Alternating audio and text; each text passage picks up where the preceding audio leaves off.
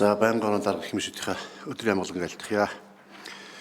За Монгол улс төмж хөгжлийн бодлогыг хэрэгжүүлж эхэлснээс хойш 35 жилийн одоо хугацаа өнгөрсөн байна. 1991 оноос хойш нийтдээ 2019 аж ахуй нэгж үл хөдлөх хөрөнгө хувьцааг бүхэлд нь эсвэл тодорхой хувийг хувьчилж улсын төсөвт 278 тэрбум төгрөг төвлөрүүлсэн зах зээлийн эдийн засгийг хөгжүүлэх, хувийн хвшлийг бэхжүүлэхэд тодорхой хувь нэмрээ оруулсан.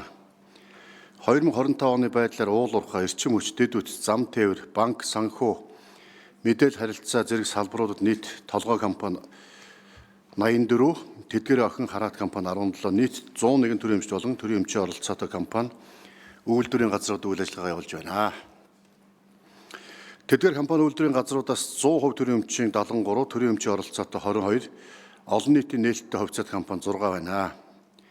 Төрийн эмчит компани үйлдвэрийн газрууд нь 2024 оны жилийн эцсийн аудитлэгдсэн санхүүгийн тайлангийн нэгдсэн дүнгээр нийт хөрөнгө 59.4 их 80 төгрөг буюу дотоодын нийт бүтээгдэхүүн 74.3%. Нийт орлого 26 их 80 буюу дотоодын нийт бүтээгдэхүүн 32.5%. Нийт өр төлбөр 22.9 их 80 төгрөг буюу дотоодын нийт бүтээгдэхүүн 28.6%. Тус эзэлж байна.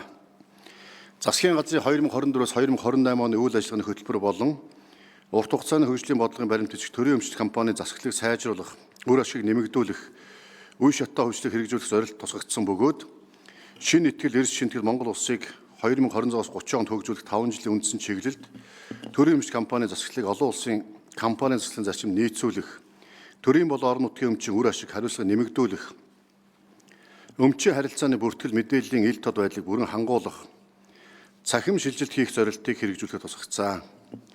Иймд төрийн өмчт хуулийн этгээдийн төрийн эзэмшлийн болон стратегийн хөрөнгө оруулалт санал болгох хувьцааны хэмжээг үндсэн чиглэлээр тодорхойлсны дагуу нээлттэй хувьцаат компани болгох, төрийн мэдэлд байх өмчийн хөрөг дахин тодорхойлох, төрийн эмчит компани үйлдвэрийн газруудыг тодорхой шалгуурын хүрээнд ангилж авч үзэж, ангилалт тус бүрийн онцлогт тулгуурлан төрийн зүгээс тухайн компанид оролцох өмчлийн бодлогыг ядгамжтай авч хэрэгжүүлэх шаардлагатай гэж үзлээ. Мөн давхарцсан чиг үүрэгтэй үр ашиггүй хуулийн этгээдийг өөрчлөн байгуулах, цэгцлэх үүднээс чиг үүргийн давхардлыг арилгах, бүтэц оронтойг оновчлох замаар төрийн эмчит компани үйлдвэрийн газруудыг нэгтгэх, нийлүүлэх, өөрчлөн зохион байгуулах, шаардлагатай тохиолдолд татан буулах арга хэмжээг өргөжлүүлэн хэрэгжүүлэхээр төсөл тусгасан.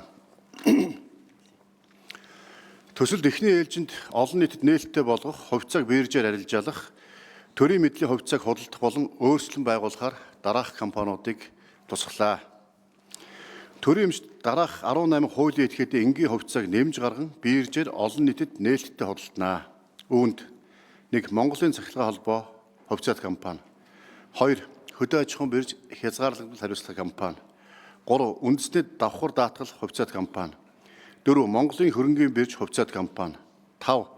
Хөдөө аж ахуйн корпорац хязгаарлагдмал хариуцлага компани, 6. Шив аваа хувьцаат компани, 7. Багнуур хувьцаат компани, 8. Мят төрийн эмчит хувьцаат компани, 9. Төрийн банк хувьцаат компани, 10. Эрдэнэс тавталгаа хувьцаат компани, 11. Эрдэнэс үйлдвэр төрийн эмчит үйлдвэрийн газар, 12. Эрдэнэс Critical Minerals төрийн эмчит үйлдвэрийн газар, 13. Дулааны 3 дугаар цахилгаан станц хувьцаат компани, 14. Дулааны 4 дугаар цахилгаан станц хувьцаат компани, 15. Эрдэнэтийн дулааны цахилгаан станц хувьцаат компани, 16. Дорнод бүсийн эрчим хүчний систем төрийн эмчит хувьцаат компани, 17. Дархны дулааны цахилгаан станц төрийн эмчит хувьцаат компани, 18. Амгалан дулааны станц төрийн эмчит хувьцаат компани. Төрийн эмчит болон төрийн эмчийн оролцоотой дараах 8 компани төрийн эзэмшлийн хувьцааг худалданаа.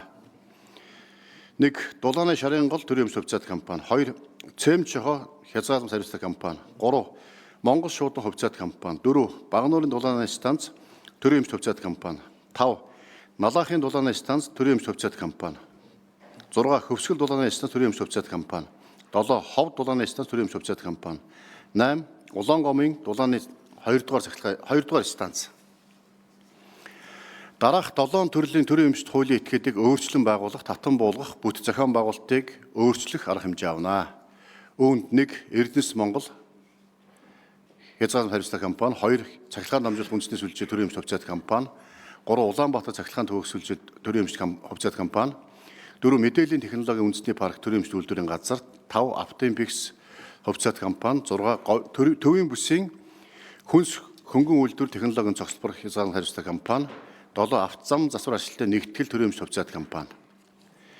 Дээрх компаниудын хувьд нээлттэй хувьцаат компани болгохын тулд компанийн засаглалыг шинжлэх, санхүүгийн тайланд нь хөндлөнгийн аудит хийлгэх, ил тод мэдээллийн тогтцоог нэвтрүүлэх арга хэмжээг хэрэгжүүлэх шаардлагатай гэж үзэж байна.